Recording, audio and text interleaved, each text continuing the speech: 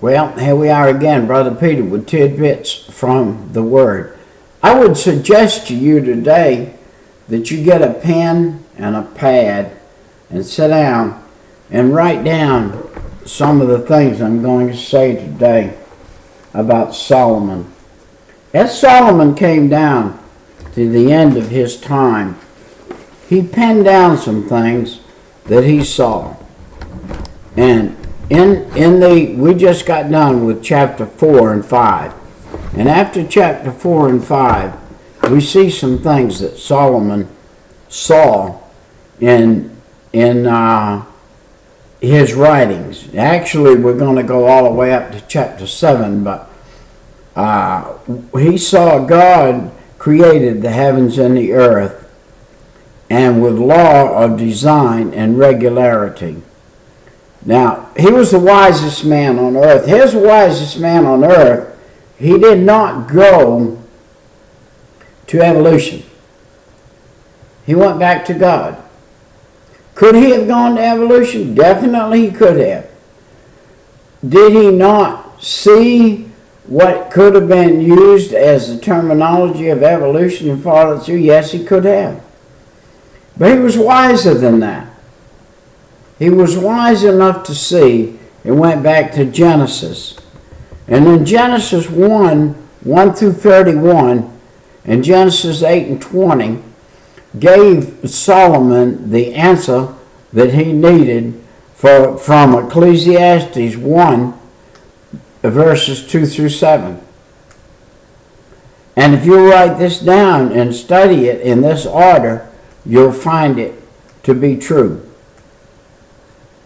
That man was created from the dust and returned to dust. Remember, he said, what is man? Didn't he come from dust and return to dust?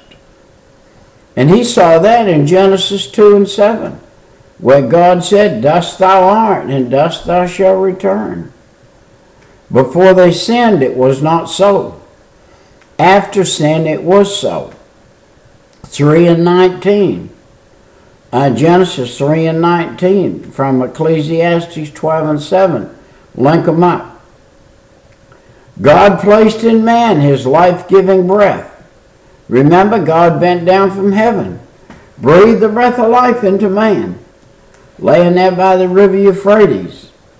And Ecclesiastes 12 and 7 and Genesis 2 and 7 coincide with each other. So Solomon did have some understanding. He did not know how to use that wisdom, spiritual wisdom, but he did have some understanding. And then we'll see the fifth thing. The divine judgment results from the fall. That would be Ecclesiastes 14 and 22 and Genesis 2 and 17.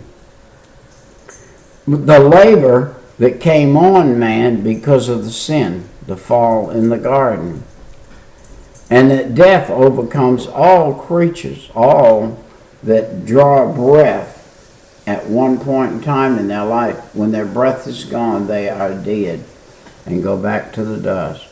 And the 10th thing we see is where God withheld certain knowledge and wisdom from all men, and that was his privilege and his prerogative. Well, we'll see you next time. This is Brother Peter signing off for today.